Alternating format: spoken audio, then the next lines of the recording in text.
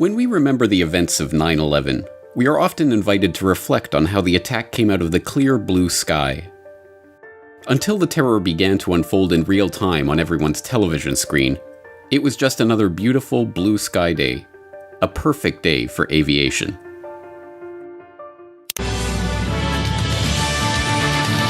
It is 8 a.m. in Salisbury, North Carolina, 7 a.m. in Chicago, 5 a.m. in Calaveras County, California, where the news is being made on this Tuesday, September 11th. From CNN. Anyway, that's all coming up 8:01. Let's get to the top news stories of the morning. For that, we turn to Ann Curry. Because now we have a camera. Katie Matinell, thank you so much this morning. Good morning, everybody, again. But isn't in America and in politics, isn't spinning? What is spinning, Charlie? Well, spinning is getting out your point of view, trying to put your interpretation on something. So do you think there is a lot of spinning done in politics? And America pageant, but this year things are different. Contestants will be quizzed on current events, U.S. history, and government.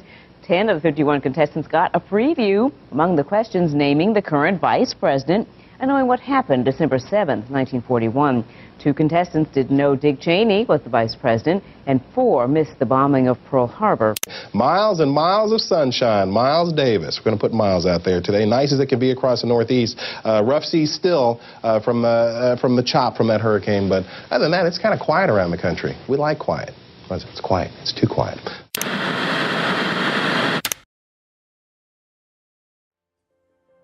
But that was merely the public's impression of the events from ground level. Little did we know at the time, 9/11 was not a normal day of blue sky aviation. On the contrary, it was one of the busiest days in the history of American aviation. A dense forest of live fly exercises, drills, simulations, fake radar injects, and utter confusion. And that was before the attacks even began. This is the story of 9/11 that you didn't watch unfold on your TV that fateful day in 2001. This is the story of the 9/11 War Games. Part 1. War Games. It only stands to reason that government employees, armed forces, and first responders spend a considerable amount of time every year training to respond to crises. A major catastrophic event may only happen once in a lifetime, but if and when it does occur, the appropriate personnel need to know how to respond. Not all military exercises and government drills are the same, however. These training events can range all the way from computer simulations and war games, where no personnel are deployed and no physical resources are committed, to live field exercises, where real people use real equipment and even real munitions to practice responding to real-world emergencies or simulate real warfare. And as these drills move from abstract models to real-life exercises, the line between reality and simulation can become blurry. What does it mean, then, when a simulation of an emergency takes place at the exact same place and time as the real emergency is happening in real life? Today we were running an exercise for a company, bearing in mind I'm now in the private sector, and we sat everybody down in the city, 1,000 people involved in the whole organisation, but the crisis team, and the most peculiar thing was we based our scenario on the simultaneous attacks on the underground and mainline station. So we had to suddenly switch an exercise from fictional to real. Just to get this right, you were actually working today on an exercise that envisioned virtually this scenario? Almost precisely. In the hours after the July 7th, 2005 bombings in London, Peter Power gave a series of interviews to various outlets confirming that he had been running an exercise at the exact time of the attack. That exercise envisioned bombs going off at Liverpool Street, King's Cross, and Russell Square at exactly the same time as real bombs were going off at those very locations. At 9:30 this morning, we were actually running an exercise for over a company of 1,000 people in London based on simultaneous bombs going off precisely at the railway stations that happened this morning. So I still have the hairs on the back of my neck standing upright. To get this quite straight, you were running an exercise to see how you would cope with this, and it happened while you were running the exercise? Precisely. What are we to make of this? Is this just a remarkable coincidence? Proof of the keen insight of advisors like Peter Power in correctly predicting the locations and times of likely terror attacks? Or something altogether different? And If this was set up by some intelligence agency or someone with advanced knowledge of the real attack, what would be the point? Why would they bother to schedule a drill rehearsing the event at the same time as the event itself? Just as there are various kinds of drills, war games, and exercises, so too are there different ways that such simulations could be used to help facilitate an actual event. A drill could be used to distract security services and hinder responses, for example, thus helping an attack to succeed. Or the exercise could act as an alibi in case the plot is discovered before it can take place. Or, in an even more chilling scenario, a war game or training event could be used to recruit patsies who, believing they're only taking part in an exercise, unwittingly move people or equipment into place for a real attack. Yes, I am the king. Numero uno, baby. Find something? Yeah, I wound up in some government think tank's upload directory. Here's your scenarios, ladies. These look like counterterrorism scenarios, war games developed for the Defense Department. What's scenario 12D? Airline terrorism? That doesn't make sense. Your father was murdered over a war game? Download it. Incredibly, the plot of the pilot episode of The Lone Gunman, a spin-off of the popular X-Files television program, aired in March 2001, depicted a scenario in which a group of government insiders piggybacked on a military war game involving a hijacked airplane to remote control a civilian passenger jet into the World Trade Center. What the hell are you doing? Why can't you stay out of this? Leave me buried. What is scenario 12D? We know it's a war game scenario, that it has to do with airline counterterrorism. Why is that important enough to kill for? Because it's no longer a game. If some terrorist group wants to act out this scenario, why target you for assassination? Depends on who your terrorists are. The men who conceived of it in the first place. You're saying our government plans to commit a terrorist act against a domestic airline? There you go. Indicting the entire government as usual. It's a faction. A small faction. For what possible gain? The Cold War's over, John. But with no clear enemy to stockpile against, the arms market's flat. But bring down a fully loaded 727 into the middle of New York City, and you'll find a dozen tin-pot dictators all over the world just clamoring to take responsibility and begging to be smart-bombed. But as outlandish as this idea seems to those not immersed in military history or strategy, the idea of a war game going live is not limited to the world of fiction. In fact, it is a real and openly acknowledged secret among military planners that such exercises can be used as an operational cover for a real attack. Reflecting on lessons learned from his tenure as Secretary of Defense under Ronald Reagan, Caspar Weinberger observed that the difference between a realistic exercise or maneuver and what could be preparations for an attack, that line is sometimes quite blurred. And Weinberger should know, it was under his watch that a fictional war game scenario brought the world to the brink of a very real global thermonuclear war. In 1983, at the height of Cold War tensions over the Reagan administration's moves to increase the US nuclear arsenal and his national security directive calling for the ability to win a nuclear war, NATO decided to simulate a first-strike nuclear attack on the Soviet Union in an exercise dubbed Able Archer 83. As recently declassified documents show, the exercise was unprecedented in its scale and scope, even involving a very real radio-silent airlift of 19,000 US troops to Europe. So realistic was the buildup of forces and the preparations for nuclear strikes during these war games that, as we now know from these documents kept hidden from the public for 30 years, Able Archer 83 very nearly caused a real nuclear exchange. But these concerns about war games going live did not end with the breakup of the Soviet Union. On September 10, 2001, the Russian Air Force began a week-long training exercise over the North Atlantic, Pacific, and Arctic Oceans. The exercise simulated a Russian bombing attack in response to NATO aggression. On September 9, 2001, NORAD announced they would be deploying additional fighter aircraft to forward operating locations in Alaska and northern Canada to monitor the exercise and ensure that our air sovereignty is maintained. The Russians called off their war game when the 9/11 attacks began to unfold. Military planners know that simulations and war games can be used as cover for real attacks. But what about 9/11? Were there any exercises, simulations, or drills that had a bearing on what was happening on that fateful day? Part 2. Preparations. In the wake of 9/11, the Bush administration's mantra became that no one could have imagined such an attack before it took place.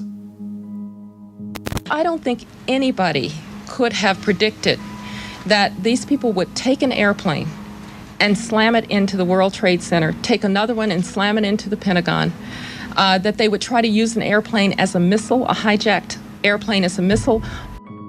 First, I must say, I knew of no intelligence during the 6+ months leading up to September 11th that indicated terrorists would hijack commercial airliners, use them as missiles to fly into the Pentagon or the World Trade Center towers. Nobody in our government, at least, and I don't think the prior government that could envision flying airplanes into buildings on such a massive scale. But, like everything else the Bush administration told the public about 9/11, this too was a lie.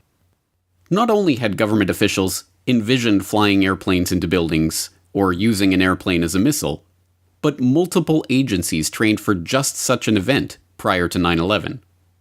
In fact, as General Richard Myers, chairman of the Joint Chiefs of Staff from 2001 to 2005, went on to tell the 9/11 Commission, this precise scenario of a hijacked jet being flown into a high-value target was drilled by NORAD not once or twice, but 5 separate times in the run-up to September 11th.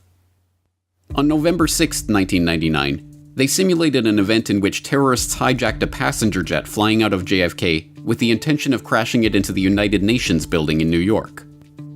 On June 5, 2000, they simulated 2 hijackings, one in which the terrorists intended to fly the plane into the Statue of Liberty, and the other in which the intended target was the White House. An October 16, 2000 NORAD drill saw a hijacker once again targeting the UN building, as did a nearly identical exercise on October 23rd of that year. One of NORAD's pre-9/11 hijack drills even saw the World Trade Center itself become the intended target. Other exercises involved not just hijacked jets as weapons, but tested NORAD's response to simultaneous hijackings being used in a coordinated attack on American airspace. Well, obviously, it would be hard to imagine posturing for the exact scenario, but isn't it a fact, sir, that prior to September 11, 2001, NORAD had already in the works plans to simulate in an exercise a simultaneous hijacking of 2 planes in the United States? Colonel Scott, do you have any data on that? I'm not aware of that, sir. I was not present at the time. That was Operation Amalgam Virgo. Amalgam Virgo is an annual NORAD field training exercise, meaning that real aircraft are deployed and actual personnel are used to simulate real-life situations. The planning document for Amalgam Virgo 01, which took place in June 2001, featured a picture of Osama bin Laden surrounded by airplanes. Amalgam Virgo 02, which was already in the planning stages on 9/11 and actually took place in June 2002, involved a simulated hijacking of a real Delta Airlines 757 by military personnel acting as civilian passengers, and ran through multiple scenarios for stopping the plane from reaching its target, including a shoot-down. But as uncanny as these similarities are to real-life events, declassified documents from the 9/11 Commission archive show that many other types of hijack scenarios were practiced in the years before September 11th. These documents prove that many of the lies told about the confused response to the 9/11 attacks are just that, lies. We have been told, for instance, that NORAD wasn't set up to deal with the domestic hijacking threat, because the Joint Command was solely focused on outward threats. It's the way that we were directed to posture, looking outward. Those were the orders that NORAD had and has had for ever since the end of the Soviet Union, when we had, at that time, I think it was 26 alert sites around the United States, and we'd gone down to 7. But time after time between 1999 and 2001, NORAD simulated so-called inside-inside events, where domestic airliners bound for domestic destinations were hijacked en route. General Myers simply lied when he said that NORAD's defenses were only directed toward outside threats. As these documents show, NORAD was actively engaged in modeling domestic terror threats, not only domestic civilian airliner hijackings, but even one scenario, dubbed Fertile Rice, in which Osama bin Laden directed an attack on Washington using a drone aircraft laden with explosives. And these were not the only pre-9/11 training events that bore a striking resemblance to the actual attacks. The specific scenario of a plane crashing into the Pentagon was drilled not just once or twice, but at least 3 separate times in the year prior to September 11th. In October 2000, a Pentagon Mass Casualty Exercise, or MASCAL, envisioned a scenario in which a passenger jet hit the Pentagon.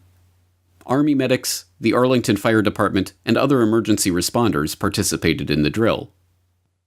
In May 2001, another Pentagon mass casualty exercise tested responses to a passenger jet crashing into the Pentagon's courtyard.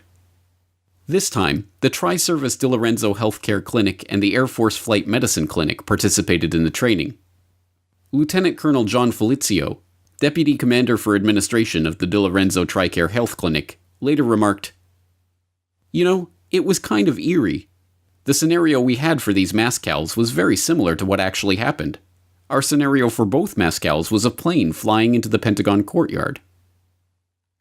Then, in August 2001, just 1 month before 9/11, yet another Pentagon mass casualty exercise practiced building evacuation. As General Lance Lord, commander of Air Force Space Command, later noted, purely a coincidence, the scenario for that exercise included a plane hitting the building. Purely a coincidence. Time after time after time after time in the months leading up to the attacks, military personnel and first responders were trained to respond to the very events that the public is asked to believe actually took place on the day of 9/11. Some of these training exercises even involved real aircraft being pretend hijacked by real military personnel acting as civilian passengers. Purely a coincidence. As we can see, the idea that no one could have predicted the attacks of September 11th is not just a lie, but an absurd lie. In fact, the sheer number of times those very scenarios were exercised before they took place by itself raises the question of what these wargame planners knew about what was set to take place that day. But, as remarkable as all of these drills and exercises are, more remarkable still are the similarities between the events of 9/11 and the wargames that we now know were taking place that very morning. Part 3. Training Day. Tuesday, September 11th, 2001, dawns temperate and nearly cloudless in the eastern United States. A perfect day for aviation. Meanwhile, all around the country, military personnel, first responders, and government officials prepare for one of the busiest days of simulated terror in history. In New York City, preparations continue for Operation Tripod, an exercise run by the New York City Office of Emergency Management involving hundreds of personnel from FEMA and other disaster response agencies. The exercise simulates a bioterrorist attack on New York, and on the morning of September 11th, equipment is already in place at Pier 92, just 4 miles northwest of the Twin Towers, to treat the victims of this pretend attack. On September 12th, Pier 92 was going to have a drill. It had hundreds of people here, from FEMA, from the federal government, from the state emergency management office, and they were getting ready for a drill for biochemical attack. So that was going to be the place they were going to have the drill. The equipment was already there. And on the 97th floor of the South Tower of the World Trade Center, a team of technology consultants who have flown in from California for the occasion are running an emergency drill in the offices of Fiduciary Trust. Meanwhile, in Washington, members of the 12th Aviation Battalion, in charge of aviation support for the White House, U.S. government officials, Department of Defense, Department of the Army, and other government agencies, are 2 hours away from their base, participating in their annual weapons training. 12 miles south of the Pentagon, Fort Belvoir begins a garrison control exercise, drilling the base on its response to a simulated terrorist attack. Firefighters at Fort Myer, just 1.5 miles from the Pentagon, are sitting down for an aircraft crash refresher class. Matthew Rosenberg, an Army medic at the DeLorenzo TRICARE Health Clinic, sits down in Corridor 8 of the Pentagon to study a new medical emergency disaster plan based on the unlikely scenario of an airplane crashing into the place. And in Chantilly, Virginia, just 4 miles from the runway of Dulles Airport, the military and CIA personnel who staff the National Reconnaissance Office are beginning an exercise in which a plane crashes into their building. Members of the Joint Special Operations Command, the U.S. military's top counterterrorism unit, are in Hungary preparing for Jackal Cave, a highly classified joint readiness exercise. Fighter pilots deployed to monitor the Russian Air Force's training exercise in the Arctic are readying themselves for a day of maneuvers in Alaska and northern Canada. And at NORAD's Combat Operations Center at the Cheyenne Mountain Complex in Colorado, military commanders are preparing for one of the busiest days of war games and exercises in the history of the United States. Michael Rupert is standing by at his office in Sherman Oaks, California. Michael, thanks for this. What is the reason for the failure of U.S. military jets to show up in a timely fashion on 9/11? Well, the simple fact is, Barry, that they didn't know where to go. The reason that they didn't know where to go was because a number of conflicting and overlapping war game exercises were taking place, one of which, Northern Vigilance, had pulled a significant number of North American fighter aircraft into Canada and Western Alaska and Northern Alaska in a mock Cold War hijack exercise. There was another drill, Vigilant Guardian, which was a hijack exercise, a command post exercise, but it involved the insertion of false radar blips onto radar screens in the Northeast Air Defense Sector.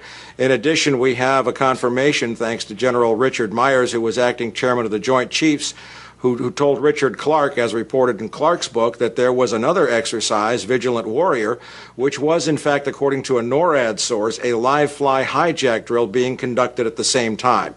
With only 8 available fighter aircraft, and they have to be dispatched in pairs, they were dealing with as many as 22 possible hijacks on the day of 9/11, and they couldn't separate the war game exercises from the actual hijacks. Yes, on the morning of September 11th, 2001, the stage was perfectly set for an unprecedented day of simulated terror throughout the northeastern United States. And then, it all happened for real.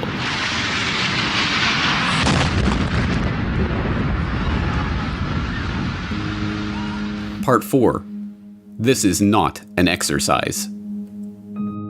11, if you're here, Boston Center. Hi, Boston Center, Team U. We have a problem here. We have a hijacked aircraft headed towards New York, and we need you guys we need someone to scramble some F-16s or something up there to help us out.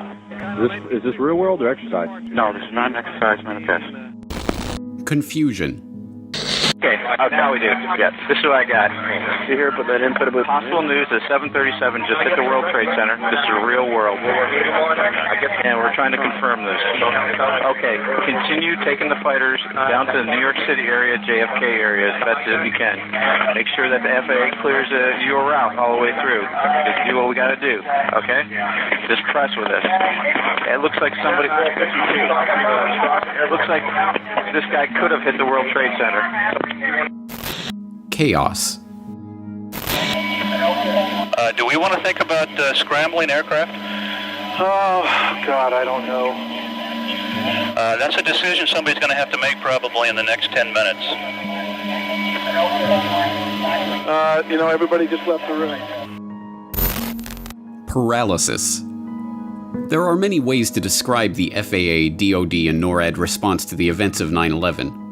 But given that, according to the official 9/11 conspiracy theory, not a single fighter jet was able to intercept a single hijacked airliner between the first hijacking report at 8:20 a.m. and Flight 93's downing nearly 2 hours later at 10:03 a.m., the claim that the response to these events was actually enhanced by the war games and exercises taking place that morning is downright absurd. The question was, we had 4 war games going on September 11th, and the question that I tried to pose before the secretary had to go to lunch was whether or not the activities of the 4 war games going on September 11th actually impaired our ability to respond to the attacks. The answer to the question is no, did not impair our response. In fact, General Eberhart, who was then the commander of North American Aerospace Defense Command, as he testified in front of the 9/11 Commission, I believe he told them that it enhanced our ability to respond, given that NORAD didn't have the overall responsibility for responding to the attacks today. That was an FAA responsibility. A question about our training posture on the day of 9/11. On page 5 of our staff statement, the FAA says at 8:38 in the morning, "Hi, Boston Center, TMU, we have a problem here. We have a hijacked aircraft headed towards New York, and we need you guys we need someone to scramble some F-16s or something up there. Help us out." NEAD says, "Is this real world or an exercise?" My question is, you were postured for an exercise against the former Soviet Union. Did that help or hurt? Did that help in terms of were more people prepared? Did you have more people ready? Were more fighters fueled with more fuel? Or did this hurt in terms of people thinking, no, there's no possibility that this is real world. We're engaged in an exercise and delay things?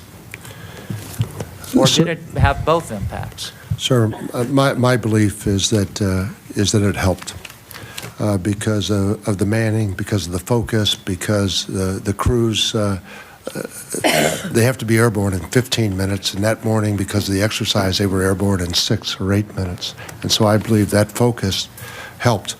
The situation that you're referring to, I think at most cost us 30 seconds. These lies have been carefully crafted over years and presented in such densely packed sound bites that it is difficult to deconstruct them all. General Meyer's assertion that it was not NORAD but the FAA that had the responsibility to respond to the attacks that morning is one such lie. In reality, NORAD is specifically tasked with dealing with such events itself, not waiting passively for FAA orders. NORAD's own regulations for dealing with hijacked jets specifically state that FAA authorization for interceptor operations is not used for intercept and airborne surveillance of hijacked aircraft within the continental United States. And General Eberhart's assertion that the confusion over whether the events that were unfolding were real-world events or merely exercises cost us 30 seconds is belied by the actual audio recordings of the FAA and NORAD response that morning. Time and time again throughout the entire morning, air traffic controllers and military operators are forced to clarify that the events being reported are not part of an exercise. Hi, Boston Center, TMU. We have a problem here. We have a hijacked aircraft headed towards New York, and we need someone to scramble some F-16s or something up there to help us out. Is this real world or exercise? No, this is not an exercise, not a test. What? What was that? Not real world. Real world hijack. Cool. Real? 1443. Look for it. Right there. Okay. Mode 3. 1443. Last known. No, this is real world. Okay, run the hijack. I've never seen so much real world stuff happen during an exercise. I think we put the exercise on the hold. What do you think?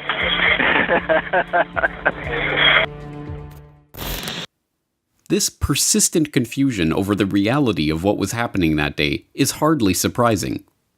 Although the exact details are still shrouded under a cloud of official secrecy, On the morning of 9/11, NORAD was in the middle of a week-long war game that, coincidentally, included simulated hijackings of passenger jets. Vigilant Guardian is an annual command post exercise involving all levels of NORAD command. Vigilant Guardian 01 was a week-long war game described as a simulated air war, and, just 2 days before 9/11, it had involved a simulated terrorist hijacking of a civilian passenger jet by terrorists intending to blow the plane up with explosives over New York City.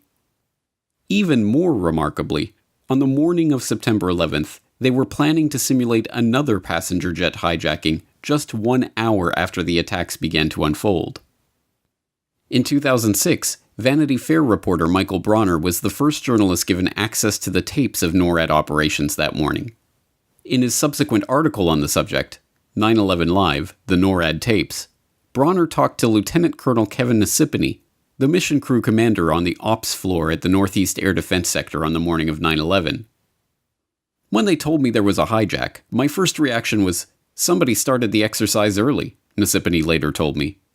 The day's exercise was designed to run a range of scenarios, including a traditional simulated hijack in which politically motivated perpetrators commandeer an aircraft, land on a Cuba-like island, and seek asylum.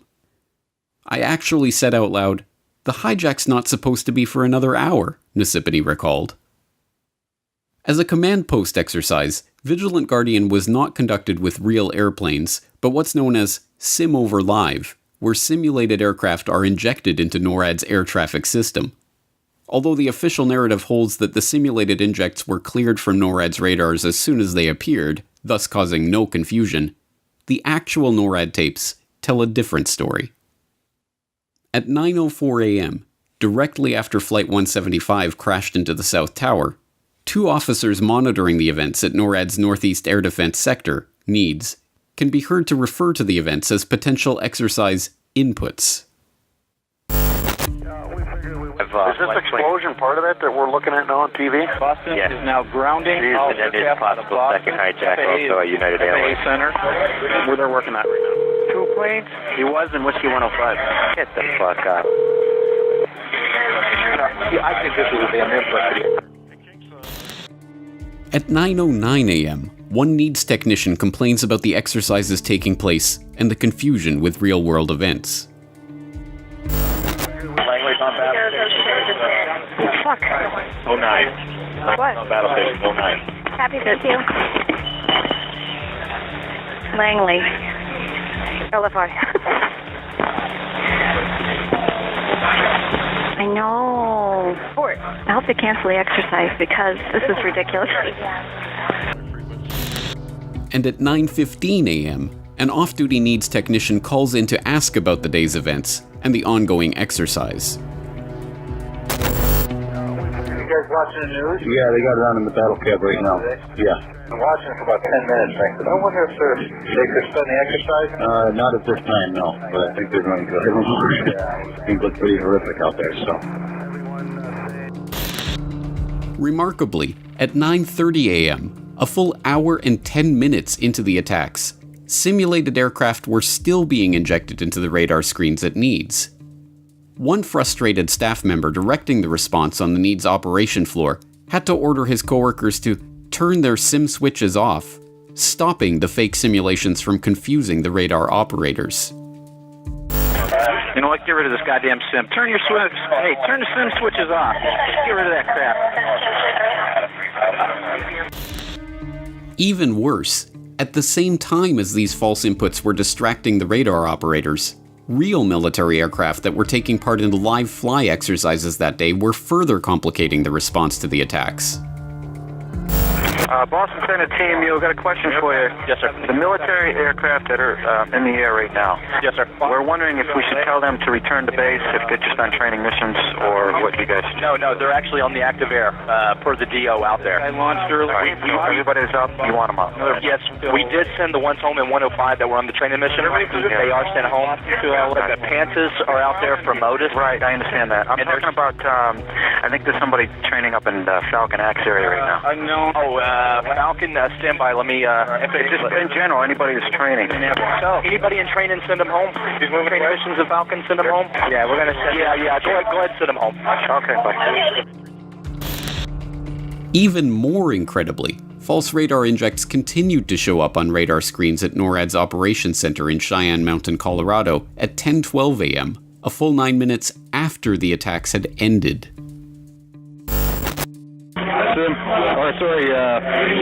Northeast weapons. Hello, this is Captain Taylor calling from Cheyenne Mountain Test Control. Yes. What we need you to do right now is to terminate all exercise inputs coming into Cheyenne Mountain. Yes, can you call 6180 extension for that, please? 6180? You bet, he'll give you that. I'll do that. Okay, thank you. In the face of this overwhelming documentary evidence that the exercises taking place that morning were a persistent source of distraction that significantly complicated response efforts, the retort of the 9/11 Commission and its proponents that these false radar blips were a minor issue that, at most, cost us 30 seconds, rings exceedingly hollow. But that official story becomes even more implausible when it is learned that air traffic controllers and military personnel were not responding to 4 clearly reported hijacked aircraft, as the public now imagines it, but as many as 29 potential hijackings. We were in the process of launching aircraft all over the country during that time frame. We had multiple aircraft called hijacked all over the country. And in fact, as General Arnold said, we fought many phantoms that day. Now, we got many aircraft calls inbound that morning that turned out to be phantoms. These false reports included United Airlines Flight 177, which was inexplicably reported as hijacked at 9:25 a.m., despite still being on the ground at Boston's Logan International Airport. Delta 1989, a 767 flying from Boston to Los Angeles that was repeatedly identified as suspicious on the morning of 9/11 and ordered to land at a secure, remote area of Cleveland Hopkins Airport, where the pilot signaled all clear to the SWAT team outside the plane with blood running down his face. Continental Airlines Flight 321, which had inexplicably squawked the hijack code from the plane's transponder 3 times before being safely brought down in Peoria. KAL 85, en route from Seoul, South Korea to New York, which inexplicably sent 5 separate and ongoing indicators of a hijacking situation before being intercepted by NORAD fighters over Alaska and directed to land at Whitehorse in northern Canada or be shot down. And literally dozens of other suspicious aircraft, inexplicable hijack indicators, false reports of planes that never existed, and other bizarre incidents, some of which have still never been explained to the public to this day. But the most baffling of all of these reports involved American Airlines Flight 11, the Boeing 767 en route from Boston to Los Angeles that, according to the official government conspiracy theory, was hijacked by Mohammed Atta and flown into the North Tower of the World Trade Center. Incredibly, air traffic controllers and military fighter jets spent much of the crucial time in the midst of the 9/11 attacks dealing with a completely false report that Flight 11 had not crashed into the World Trade Center at all, but was instead still airborne and heading towards Washington. Scoggins Military, Boston Center, just had a report that American 11 is still in the air and it's on its way heading towards Washington. Okay, American 11 is still in the air on its way towards Washington? There was another aircraft that hit the tower. That's the latest report we have. Okay. I'm going to try to confirm an ID for you, but I would assume he's somewhere over either New Jersey or somewhere further south. Okay, so American 11 isn't the hijack at all then, right? No, he is a hijack. American 11 is a hijack? Yes. And he's going into Washington? Could be a third aircraft. This completely false report, phoned in by FAA military operations specialist Colin Scoggins, further confused the already overwhelmed NEADS technicians. In response, NEADS mission crew commander Kevin Nasipany scrambled some of the only fighters in the entire defense sector to chase after this phantom flight. Okay, American Airlines is still airborne. 11, the first guy, he's heading towards Washington. Okay, I think we need to scramble Langley right now, and I'm gonna take the fighters from Otis and try to chase this guy down if I can find him. So confusing was this series of events that even years later at the 9/11 Commission hearings, both commissioners and military commanders struggled to even communicate about the problem itself, let alone determine how such a false report persisted for so long. Commissioner Gorelick? A couple of follow-up questions. First, for General Arnold. You testified before us before that the jets were scrambled in response to Flight 93, not American 11. And when you were asked about... I was wrong. Yeah, but the question about that is, and I want to be fair to you and give you an opportunity to respond, you said that the reason that you were wrong is that you hadn't had an opportunity to listen to the tapes, or the tapes were not accessible. But, I mean, we have, I'm just holding 4 of them, different headquarters and CONAR logs that are clearly reflect that the scrambling was done in response to this phantom American 11, which didn't exist anymore. And it was your responsibility, as I recall, to do the after-action report, or to lead it, or to be in part responsible for it. Did you not look at the logs in that process? Well, you referred to an after-action report that we didn't do. I mean, I don't recall doing an after-action report.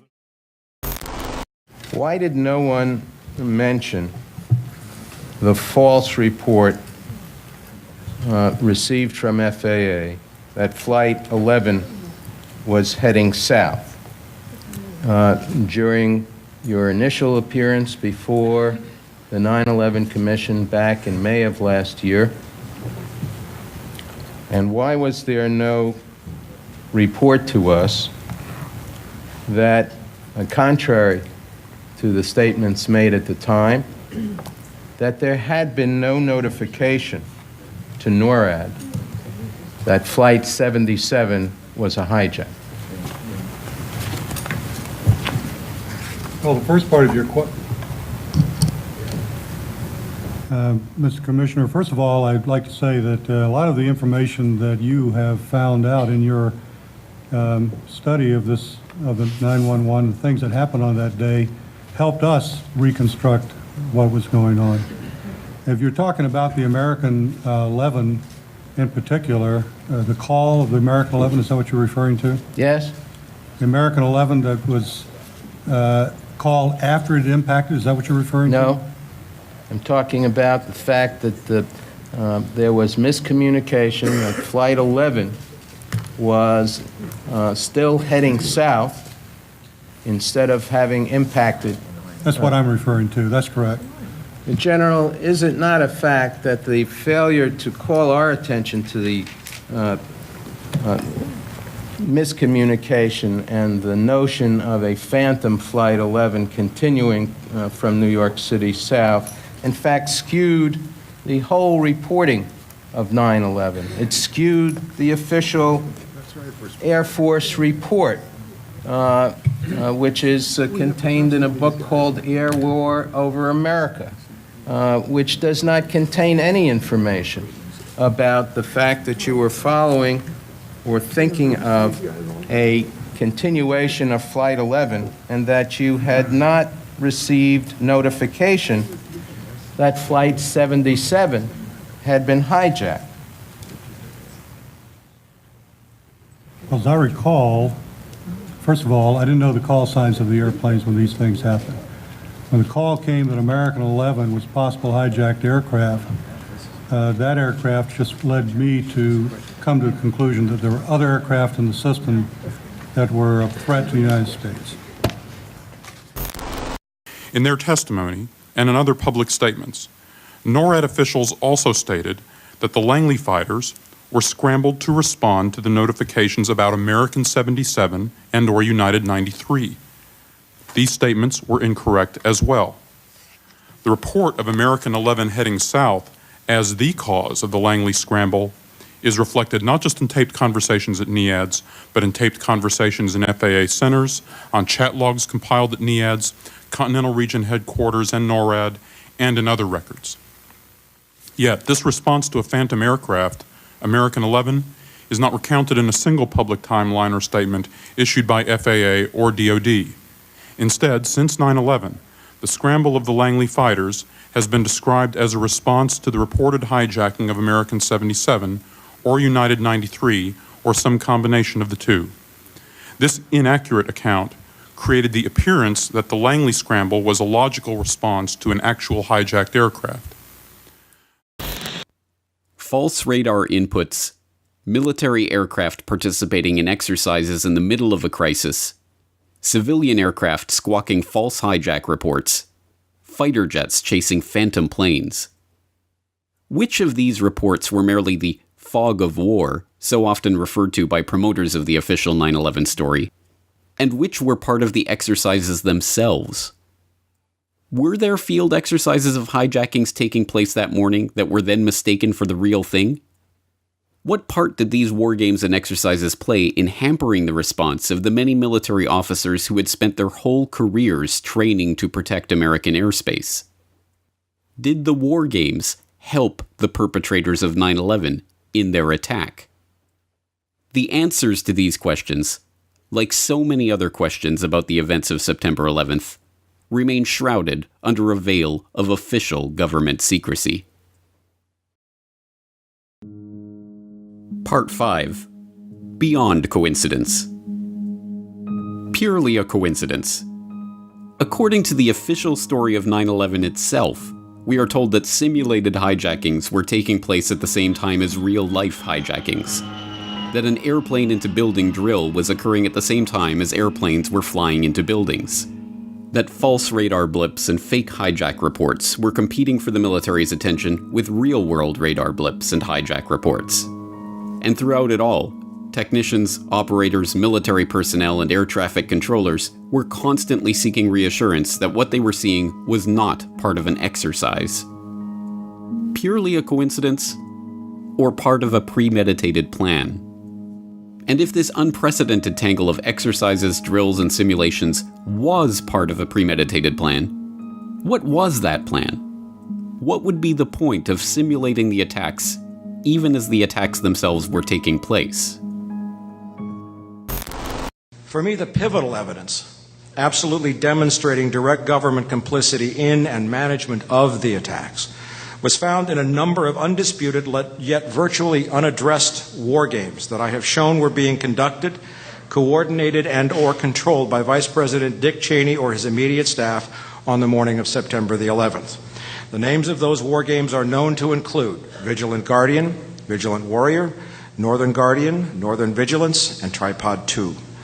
There is a possibility that Northern Guardian is a duplicate name, but the remaining exercises are indisputably separate events with different objectives. All have been reported by major press organizations relying on undisputed quotes from participating military and FAA personnel. They have also been confirmed by NORAD press releases. All, except for Northern Vigilance and Tripod 2, had to do with hijacked airliners inside the continental United States, specifically within the Northeast Air Defense Sector or NEADS, where all 4 9/11 hijackings occurred. According to a clear record, some of these exercises involve commercial airline hijackings. In some cases, false blips or injects were deliberately inserted onto FAA and military radar screens, and they were present during at least the first attacks. Excuse me. This effectively paralyzed fighter response, because with only 8 fighters available in the region, there were as many as 22 possible hijackings taking place. Other exercises, specifically Northern Vigilance, had pulled significant fighter resources away from the Northeast U.S. just before 9/11 into northern Canada and Alaska.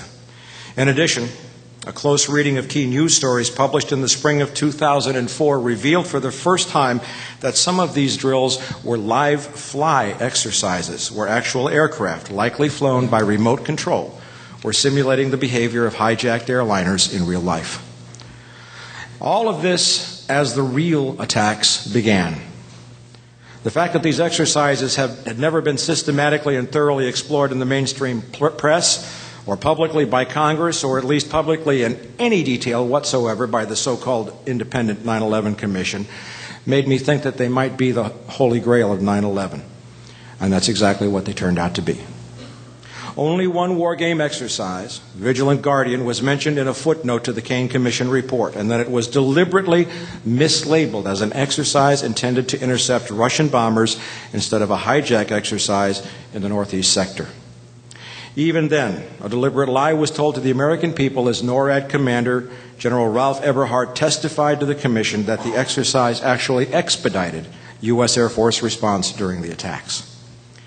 Before the Commission's final hearing, I undertook a direct investigation in an attempt to learn more details about each of the exercises and specifically who was controlling them or had planned them to take place on September the 11th. For it's abundantly clear, based upon the record of statements made by the U.S. Air Force and FAA personnel, that the games had effectively paralyzed fighter response during the attacks.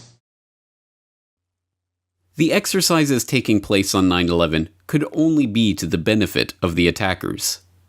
No stand-down order would have kept any dedicated fighter pilot worth his salt grounded during the only attack on his country's airspace in his lifetime. But if those fighter pilots and their commanders had no idea what was real and what was fake, what was an actual threat and what was just a phantom blip, then their response could be effectively contained. And it was. The utter failure of the air response that morning is proof of that. But if the simulations and war games on the morning of 9/11 were part of a premeditated plan on the part of the attackers, then the obvious question is, who were the attackers?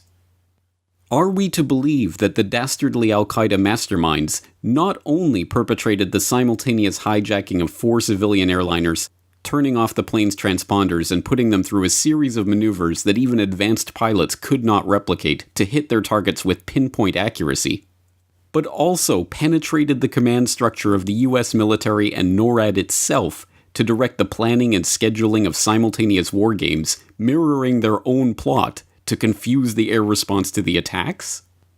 Because if that sounds like outlandish comic book fantasy, then there is only one other possible conclusion: that members of the National Command Authority, the US military, and NORAD, in a position to plan and schedule such exercises, were the attackers themselves. What the hell are you doing? Why can't you stay out of this? Leave me buried. What is Scenario 12D?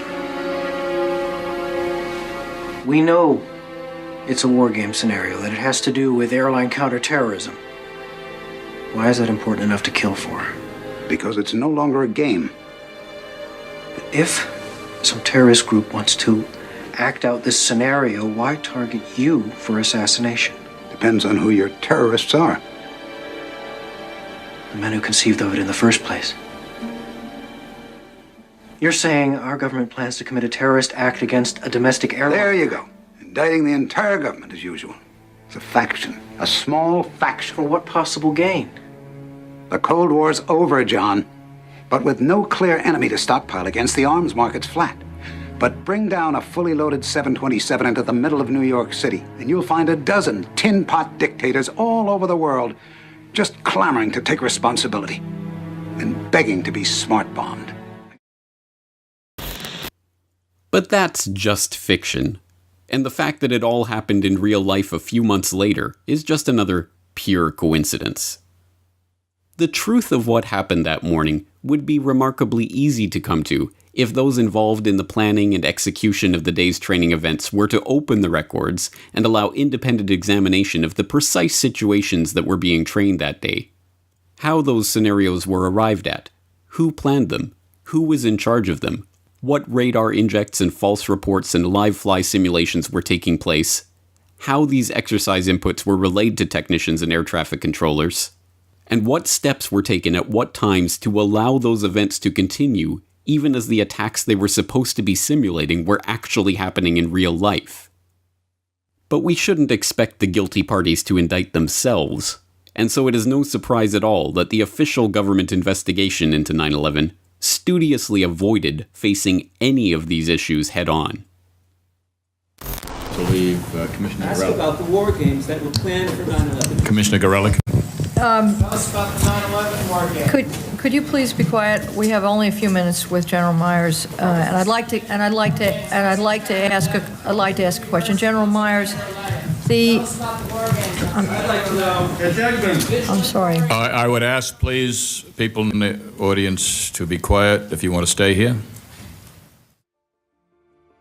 So what does it mean when a simulation of a catastrophic and catalyzing event takes place at the exact same place and time as that event is happening in real life?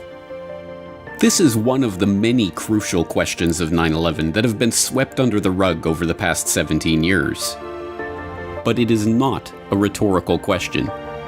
It is a very real question with a very real answer. And until that question is answered, we will never find justice for the victims of 9/11.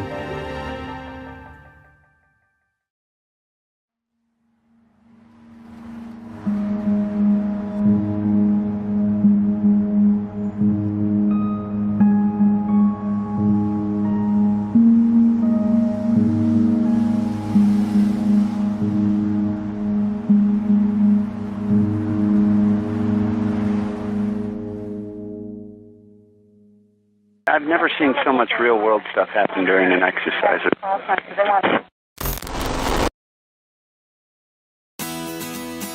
The Corbett Report is brought to you by the Corbett Report subscriber, a weekly newsletter featuring James Corbett's International Forecaster editorial, recommended reading and viewing, discounts on Corbett Report DVDs, and once a month, a subscriber-only video.